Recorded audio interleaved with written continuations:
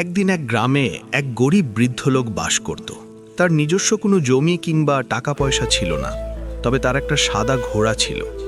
গ্রামের অনেক ধনী ব্যক্তিরা তার ঘোড়াটাকে কিনতে চেয়েছে, কিন্তু বৃদ্ধের একই কথা, এই ঘোড়াটি শুধু একটা ঘোড়া নয়, এটা আমার পরিবারের অংশ। যত অর্থাভাবেই থাকি না কেন, একে আমি কখনোই বিক্রি করব না।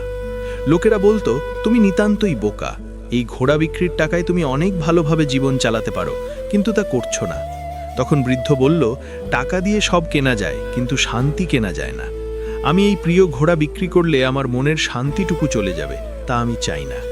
কিন্তু একদিন সকালে ঘোড়াটি কোথায় যেন চলে গেল, আর খুঁজে পাওয়া গেল না।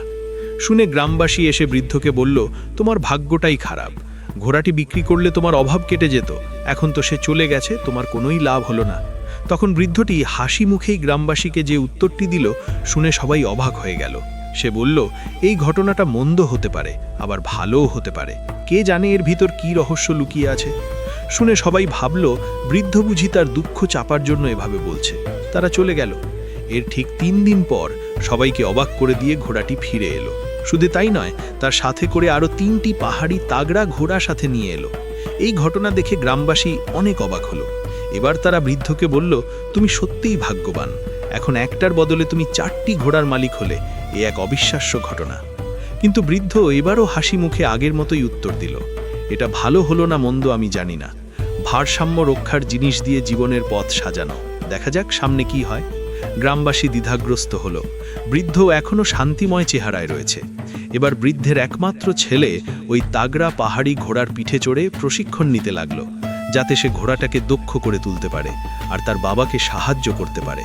কিন্তু হায়, একদিন প্রশিক্ষণের সময় ছেলেটি ঘোড়া থেকে ছিটকে পড়ে গেল এবং তার একটি পা ভেঙে গেল। এবার গ্রামবাসী আবার তার বাড়িতে এসে বিলাপ করতে লাগলো, কি দুর্ভাগ্য তোমার, ভেবেছিলাম ঘোড়াগুলো তোমার জন্য আশীর্বাদ হবে, কিন্তু হায়, এবার তোমার ছেলের এই দশা হয়ে গেল ঘোড়ার জন্য। বৃদ্ধ লোকটি আগের মতোই নির্বিকার এবং শান্ত মুখে জবাব দিল, মাঝে মাঝে ভালো কিছুর পথে কিছু দুঃখ কষ্ট আসে, আমরা পুরো কাহিনীটা আগে থেকেই দেখতে পাই না। গ্রামবাসী বুঝতেই পারছে না এই মুহূর্তেও বৃদ্ধ কিভাবে নিজেকে শান্ত রেখে সব কথা বলছে। তারা চলে গেল।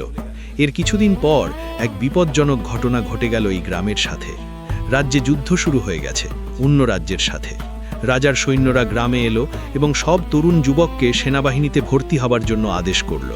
গ্রামের সব সুস্থ যুবককে তারা বাহিনীর জন্য নিয়ে গেল, শুধু একজন ছাড়া, সে হলো বৃদ্ধের পা ভাঙা সেই যুবক ছেলে। এবার গ্রামবাসী ভাষা হারিয়ে ফেলল। তারা বলল, তুমি ঠিক বলেছ, তোমার ছেলের পা ভাঙায় তার জীবন রক্ষা করেছে, আমাদের ছেলেরাই বিপদের মধ্যে পড়ে গেছে।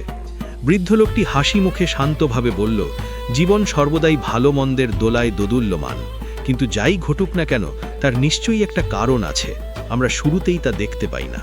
গল্পটার সার কথা হলো, জীবনে আমরা যা চাই তাই সর্বদা পাই না, মাঝে মাঝে কিছু হারিয়ে ফেলি আর মন ভেঙে যায়।